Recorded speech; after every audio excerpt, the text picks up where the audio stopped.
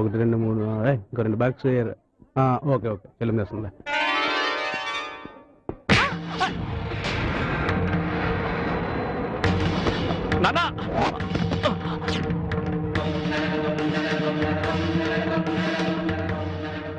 ఎంత పని చేసావమ్మా, కొంచెం ఉంటే నాన్నగారి ఫోటో పగిలిపోయేది కదా.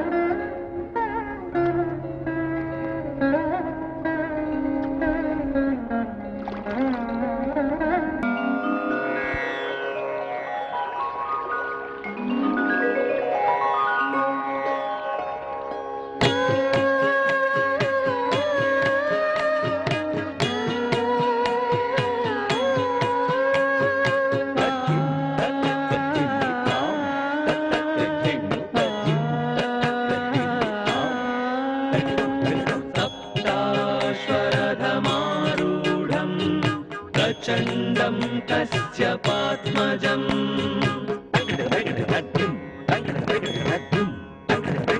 श्वेतपद्मधरं देवं त्वं सूर्यं प्रणमाम्यहम्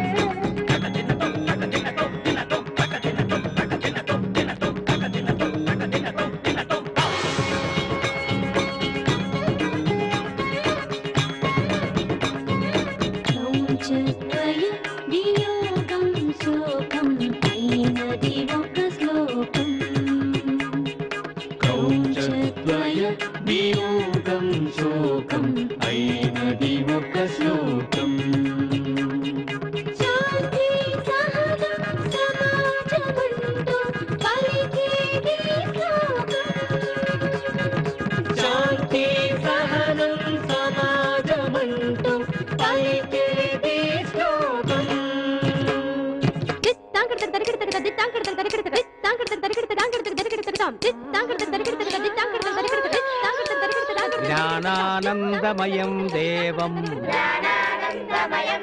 నిర్మలం స్ఫటికాకృతిం.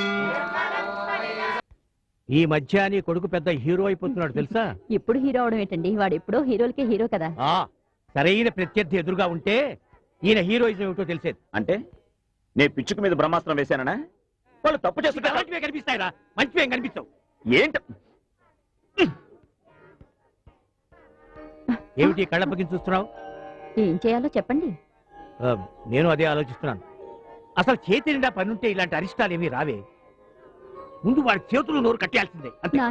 అన్నే పాపం. ఆ పాపానికేనమ్మా పరిష్కారం ఆలోచిస్తుంది. ఆ గోదావరి ఒడ్డున వేద పాఠశాల కొట్టొచ్చినట్టు కనిపిస్తోందేమో. అందరి కళ్ళు దాని మీదేనండి. అక్కడ రిసార్ట్స్ కడితే కనకవర్షం కురుస్తుందట. ఎంత రేటైనా ఇచ్చి కొంటామంటూ ఆ రామసుబ్బారెడ్డి మనుషులు రోజు వచ్చి నా ప్రాణాలు తోడేస్తున్నారు. శివాలయాన్ని పడుకొని షీర్లు అమ్ముకున్నట్టు కదా ఓడి ఆలోచనలు వీళ్ళు. చూడండి, ఆ పవిత్ర స్థలం అక్కడ అలాగే ఉండిపోవాలి. నా తదనంతరం కూడా ఆ స్థలం జోలికి ఎవ్వరూ పోకూడదు. అంచేత దాన్ని మీ పేరు రాసిస్తున్నాను. సంతోషం బాబు. దానికో మంచి ముహూర్తం చూస్తే ఆ శుభకార్యం కాస్త జరిపించేద్దాం, ఏమంటారు? ఇంత సహృదయంతో మీరు ఇంత మంచి పని చేస్తుంటే 2 చేతులు ఎత్తి దండం పెట్టడం తప్ప మేము ఏం చేయగలుగుతాం? ఏమిటి ఆవేశం? ఏమిటి గొడవ? ఏంటా నిన్న పంతులు గాడు మమ్మల్ని కొడుతూ ఉంటే వీడు నవ్వుతూ ఎంజాయ్ చేస్తాం. ఇప్పుడు మేము విని కొడుతూ ఎంజాయ్ చేస్తాం.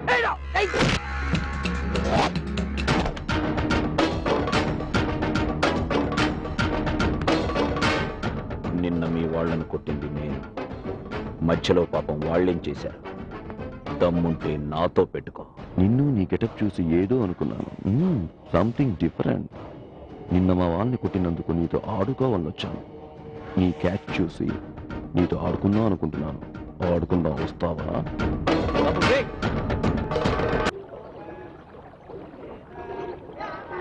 బయటకి వెళ్ళేటప్పుడు ఎక్కడికి నడకూడదు అనుకోండి. అడగచ్చురా, వెళ్ళేది నువ్వు కనుక. నేనా? అవును, నువ్వు శ్రీశైలం పెడుతున్నావు. శ్రీశైలమా? శివరాత్రి దగ్గరలో కూడా లేదే. లేదని నాకు తెలుసు. నేను వాడిని శ్రీశైలం పంపుతున్నది వాడు అక్కడ నిత్యాగ్నిహోత్రం చేస్తాడని కాదు, ఇక్కడ మారణ హోమం చేయకుండా ఆపడానికి. నేనంత ఘోరం ఏం చేశానని నాన్నగారు అంత కఠినంగా నువ్వు మాట్లాడుతున్నారు? ఏం చేశావో ఏం చేయలేదు, అసలు నువ్వు వేద పండితుడు వీధి రవిడివో చెప్పాల్సినవే కాదురా.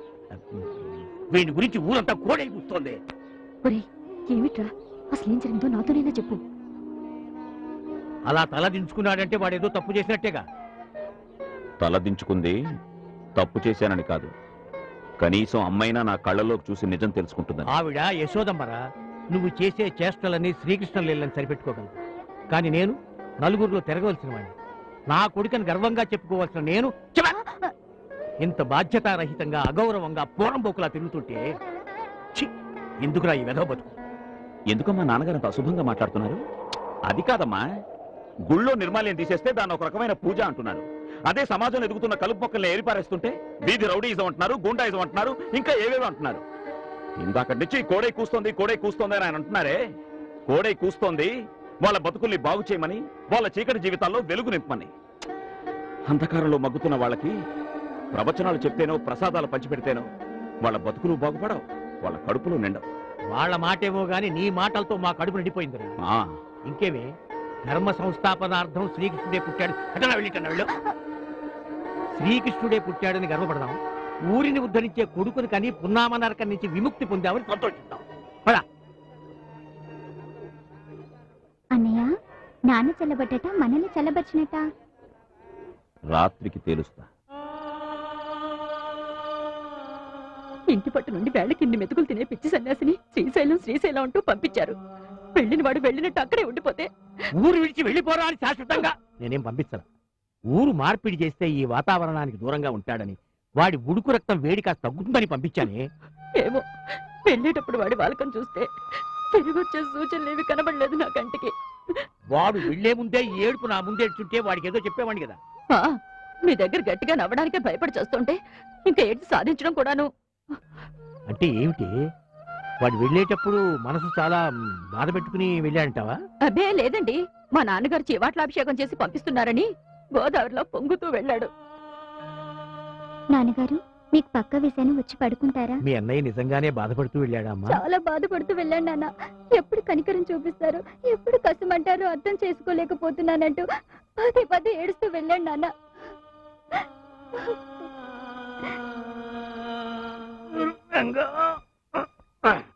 శ్రీరంగా, నీకెంతో భక్తితో నిష్ఠతో పూజలు చేసి ఏడుస్తున్నానే, దానికి వరంగా నాకు ఈ పిచ్చి కోపం ఆవేశం ఇస్తావా? పైగా వాటిని నా కొడుకు మీద ప్రయోగించి వాడి మనసు కష్టపెడతావా? ఇదిగో 24 గంటల లోపల నా కొడుకు తిరిగి రాకపోతే నీకు అర్చనలు లేవు, కీర్తనలు లేవు. మానస సంచరరే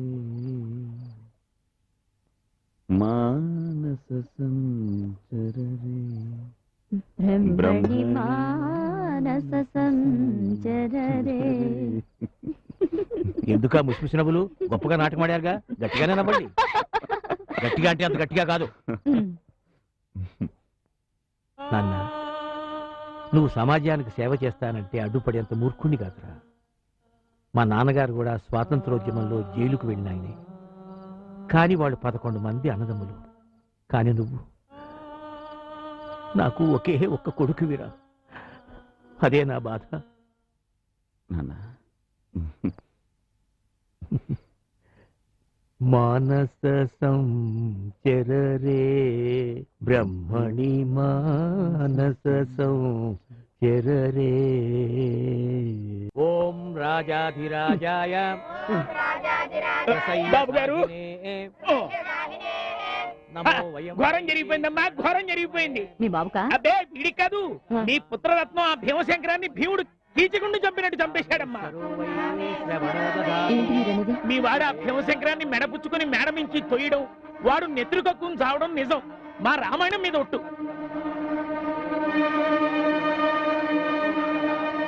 సాక్ష్యాధారాలు తారుమారు చేసి మీ వాడు పోలీసుల నుంచి బయటపడడం పచ్చి నిజం. ఆ భగవద్గీత మీద ఒట్టు. ఏమిటయ్యా ఇందాక నుంచి చూస్తున్నాను, చాలా అధిక ప్రసంగం చేస్తున్నావు. అయ్యా, మీ వాడికి వేదమే కాదు నరమేధం కూడా తెలుసు, నాకు ఇప్పుడే తెలిసింది. నా మీద ఒట్టు. అమ్మో, అతను వచ్చేస్తున్నాడు. ఇంకా నా బతుకు శ్రాద్ధానికి ఎక్కువ, తద్దినానికి తక్కువ అని ఇంకోసారి ప్రసాదం పేరెత్తితే చంపుతా. లోపలికి వచ్చే ముందు ఆ గోదాట్లో 3 సార్లు మునిగి మాకు తర్పణాలు కూడా విడిచి రాలేకపోయావు. ప్రతి మనిషికి 2 రకాల చావులుంటాయిరా. ఒకటి భగవంతుడిచ్చిన ఆయువు తీరేదాకా బతికి ఆ తర్వాత రాలిపోవడం, అది పరిపూర్ణమైన చావు. రెండోది రోగాలతో రొస్టులతో కుళ్ళి కాలం చేయడం, అది ముదరష్టపు చావు. ఈ రెండూ కాకుండా నువ్వు జరిపే ఈ హింసాకాండతో ఎందుకురా నన్ను అల్పాయుష్కుణ్ణి చేస్తావు? ఏమండి, ఏమండి, ఈరోజు శ్రావణ శుక్రవారం, భర్త నిండు 100 ఏళ్ళు జీవించాలని ప్రతి ఆడది కోరుకునే పుణ్యదినం. మీ కాళ్ళు పట్టుకుని వేడుకుంటున్నాను, ఇంకెప్పుడు ఇలాంటి అమంగళమైన మాటలు మాట్లాడకండి.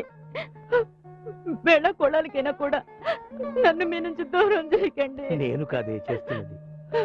అడ్డమైన వాళ్ళని నీ కొడుకు నరికేస్తుంటే రేపు మనడ్డు కూడా తొలగించుకోడనే నమ్మకం ఏముంది? అయ్యో లేదండి, వాడికి కాస్తంత ఆవేశం ఉంటే ఉండొచ్చు, కానీ వీళ్ళు చెప్పే కట్టుకథలు విని వాణ్ణి హంతకుడిగా చూడకండి. ఎంతైనా మన బిడ్డ కదండి. కట్టుకథో కాదు, నువ్వే అడిగి ఎంతవరకు మన బిడ్డో నువ్వే తేల్చుకో. చేరా, నువ్వు ఆయన ఎవరినో కొట్టి చంపావట, నిజమా? చెప్పరా, చెప్పకపోతే నన్ను చంపకు తినట్టే.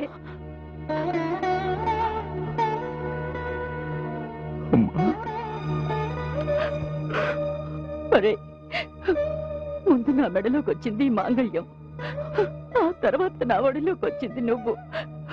ఎన్ని నోములు నోచినా, ఎన్ని వ్రతాలు చేసినా ఏ ఆడదైనా కోరుకునేది ఒక్కటేరా, పుణ్యశ్రీగా పసుపు కుంకాలతో చనిపోవాలని. ఈరోజు నేను అదే కోరుకుంటున్నాను రా. దయచేసి నాకు అలాంటి చావుని ప్రసాదించరా.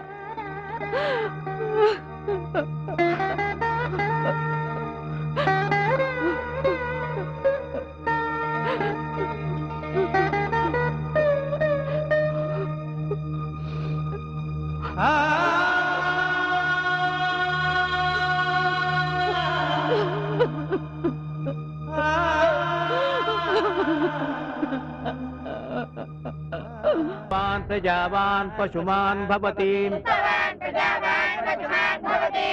య ఏవం వేద యోపామాయతనం వేద.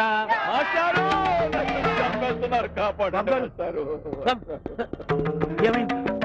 రామసుబ్బారెడ్డి నన్ను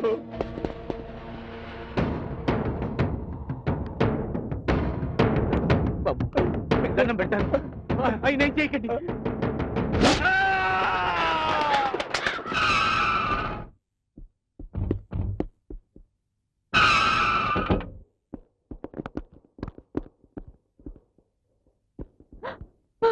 అరే వివేక్, నాన్న చూడరా.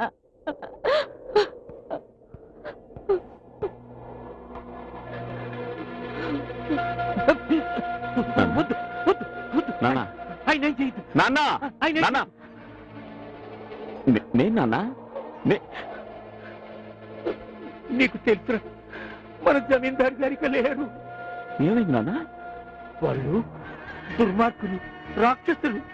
దారుణంగా పొడిచి చంపేశారు రా. ఇక్కడే నేను పిల్లలకి పాఠాలు చెప్పుకుంటున్నాను. అటు నుంచి జమీందారు గారు పరిగెత్తుకుంటూ వచ్చారు. ఆయన వెనకాతల కత్తులు పుచ్చుకుని తరువుకుంటూ, వాళ్ళు మనుషులు కాదురా, పచ్చి మాంసం తినే రాబందులు. ఆయన రక్షించండి రక్షించండి అంటూ నా మీద వాలిపోయారు. ఒక్కడిని ఇంతమంది నుంచి నేనేం రక్షించగలను? పిల్లల చెల్లా చెదరైపోయారు. అక్కడికి వాళ్ళ చేతులు పట్టుకున్నాను, వాళ్ళ కాళ్ళు పట్టుకున్నాను, బతిమాలాను. రక్షించండి మహానుభావుడు, వదిలేయండి అన్నాను. నన్ను తోసేశారు. తోసేసి ఆయన రెక్కలు బెగ్గట్టారు. కట్టి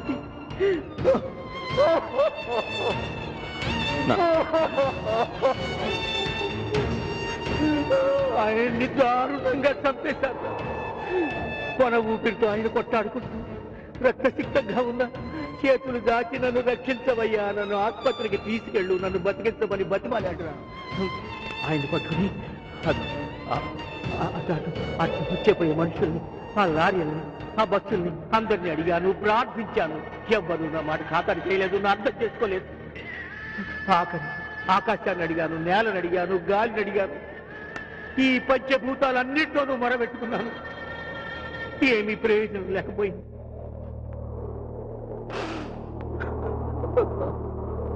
ఇక నాతో లాభం లేదని ఆయన చివరి శ్వాస పంచభూతాల్లో కలిసిపోయింది. ఇది గూండాలు స్వైర విహారం చేసే రాజ్యం రా. ముఠాదారులు శాసించిందే శాసనం. న్యాయం ధర్మం నశించుకున్నాయి. మానవత మంచితనం మట్టి కలిసిపోయాయి. సమాజం కూలిపోయింది. ఎక్కడో ఎప్పుడో ఎవరో ఒకళ్ళు పుట్టాలి. ఈ కాలుష్యాన్ని కల్మషాన్ని కడిగియాలి. మనిషి రూపంలో ఉన్న రాక్షసులకి సమాధి కట్టాలి. అప్పటి వరకు ముక్తి లేదు, మోక్షం లేదురా. నాన్న నాన్న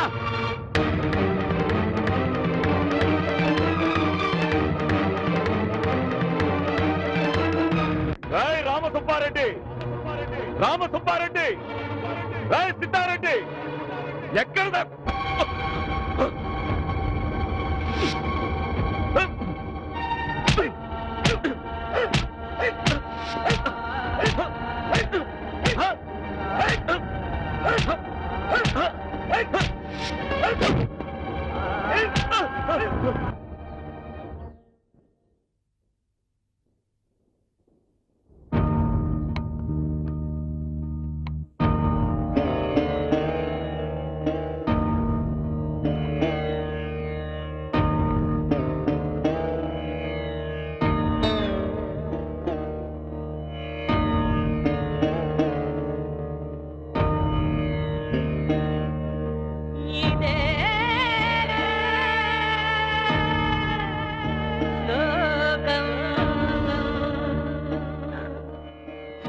నమస్కారం. నమస్కారం నమస్కారం నమస్కారం నమస్కారం. మీ కాళ్ళు పట్టుకుంటాను. మీరు వేద పండితులు, తప్పు పంతులు. నిన్ను చూస్తా అంటే బాధ అవుతాడని. అయినా ఏం ఇట్లొచ్చినావు? ఏం కావాలి నీకు? ఏం కావాలో చెప్పు, చేసి పెడతా. దయచేసి మా అబ్బాయిని వదిలిపెట్టండి. ఇంత ఎవరు నీ కొడుకో? ఆ సెల్లో ఉన్నాడు. ఎవరు? ఈ చిన్న పంతులా? అయ్యో, అయితే ఇన్స్పిటేషన్ పో. సంతోషంగా నాకు సంతోషంగా ఉన్నది. ఏరా పంతులో, ఈ సంతోష సమయంలో మనం పార్టీ చేసుకోవాలి. నువ్వు ఇయ్యొద్దు, నేనిస్తా. దీంతో మొదలు పెడదామా? తాగు పంతులో, నీ కొడుకుని ఇన్స్పిటేషన్ తీసుకో పంతులో. అబ్బా తీసుకో పంతులో, తాగు పంతులో, తీసుకో పంతులో. ఇది మీ దేవతలు కూడా తాగిందే. పట్టు పట్టు, తీసుకో పంతులో, తీసుకో పంతులో. నీ కొడుకుని ఇన్స్పిటేషన్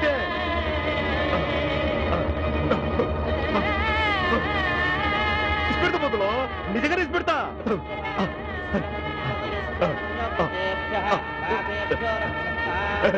వస్తాం కదా, చేయది ఉన్నది కదా పంతులో. ఇదిగో ఆ తుక్కుతో పాటు ఈ ముక్క కూడా తిన్నామనుకో, కరెక్ట్ గా ఉంటది. తిను పంతులో, తినబ్బా. నీ కొడుకు స్పీడ్ వేసేట్టే పంతులో. పంతులో, నీ కొడుకు పెడతానా? తిను తిను, తీసుకో పంతులో, తీసుకోబ్బా, తీసుకో తీసుకో. కరెక్ట్ గా ఉంటది. కానీ తిను తిను, నీ కొడుకు తీసి పెడతానబ్బా. తిను పంతులో, తిను తిను.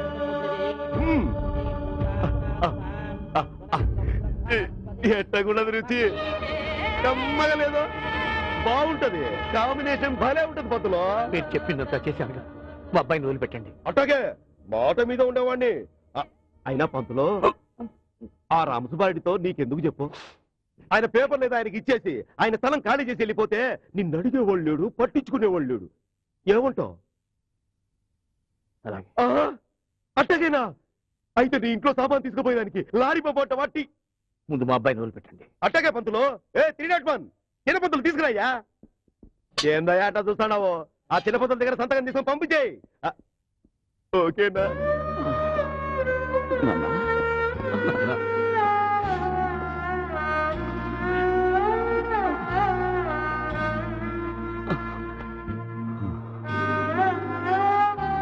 ఏం పంతులో చుక్కేసినావు ముక్క తిన్నావు ఇంకేమైనా కావాలనిపిస్తే ఫోన్ కొట్టు చిటికెలో పంతులో మాట ఇచ్చినావు మాట మీద ఉండాలా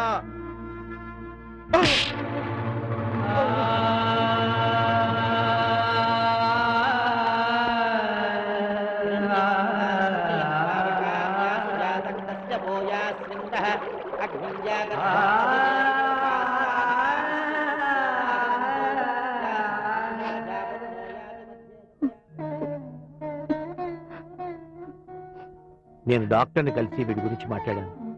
జాగ్రత్తగా ప్రయాణం చేస్తే మరేం పర్వాలేదన్నారు. నువ్వు ఈలోగా సామాన్ సర్దేస్తే ఉన్నట్టుండి ఎక్కడికి నాన్న ఈ ప్రయాణం? ఈ ఊరిని ఈ మనుషుల్ని వదిలి వెళ్ళిపోతున్నావు. ఆ గోదావరిని ఇంటిని శాశ్వతంగా మర్చిపోతున్నావు. అంతకంటే నన్ను శాశ్వతంగా మర్చిపోలేరమ్మా? వద్దురా, జరిగిన అశుభాలు చాలు. మీ నాన్నగారు చెప్పినట్టు మనం ఈ ఊరు వదిలి వెళ్ళిపోవడం అందరికీ శ్రేయస్కరం, శుభం. అమ్మా, పోలీస్ స్టేషన్ లో నాన్న నా కోసం తన ఆత్మగౌరవాన్ని తాకట్టు పెట్టినప్పుడే సగం చచ్చిపోయాను. ఈనాడు ఆయన తన ప్రాణానికి ప్రాణంగా చూసుకుంటున్న ఈ వేద పాఠశాలని, ఈ పిల్లల్ని ఎలాగైనా నన్ను దక్కించుకోవడానికి పణంగా పెట్టడం చూసిన తర్వాత కూడా నేను ఇంకా బతికుండగలనా అమ్మా? వీల్లేదమ్మా. ఈ గోదావరిని ఎవ్వరూ ఎలా కదపలేరు, ఈ ఇంటిని మన నుండి ఎవ్వరూ కదపలేరు. ఇక్కడ రోజు వినిపించే వేద ఘోష ఏనాటికి మూగబోదు. పోనివ్వను. నమస్కారం పెద్ద పంతులు. అయ్యో పాపం, బిడ్డ పప్పైపోయాడు. కడుపు తరుక్కుపోతుంది. చాలా సంతోషంగా ఉంది. మీరు ఈ స్థలం నాకు సొంతం చేస్తున్నందుకు. ఇవాళ దశమి. ఆ కాగితాలు ఏవో ఇప్పించేస్తే ఏం బిడ్డ? అలాగే నాన్న, ఆ కాగితాలు వాడి చేతికిస్తే నా మీదొట్టే. నాన్న, మళ్ళీ చెప్తున్నాను, ఈ స్థలం అన్యాక్రాంతం చేస్తే నన్ను చప్పుకు తిన్నట్టే. ఏం బిడ్డ, ఇలా ఒట్లు గిట్లు పెట్టి ఆ పిచ్చ లాకింగ్ లో పెట్టావో, ఈ స్థలంతో పాటు మీ అమ్మని నీ అయ్యని కూడా నా సొంతం చేసుకుంటా. తీసుకురావే కాగితాలు.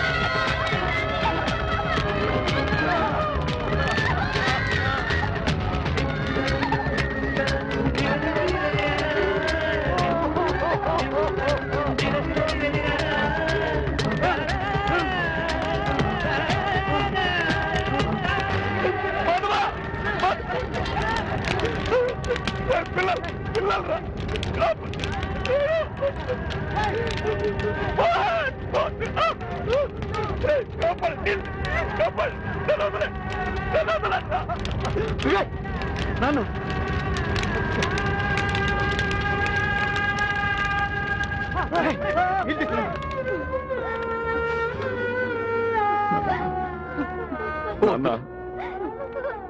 ఈనాడు నేను ఎవ్వరికీ ఏమీ కాని అనాథం. నాన్న అని పిలిపించుకునే అర్హత నీ ఆవేశానికి ఆహుతైపోయింది. గురువు అని పిలిపించుకునే పెద్దరికం ఆ మంటల్లో బూడిదైపోయింది. నీ ఆక్రోశం నలుగురిలో నిన్ను నాయకుడిని చేసి విజయ జ్యోతి వెలిగిస్తే నాకు నా కుటుంబానికి తల కొరివి పెట్టి అంత్యక్రియలు జరిపించిందిరా. ఈ అనుభవంతో నీ భావి జీవితాన్ని నువ్వు ఎలా మలుచుకుంటావో నీ ఇష్టం.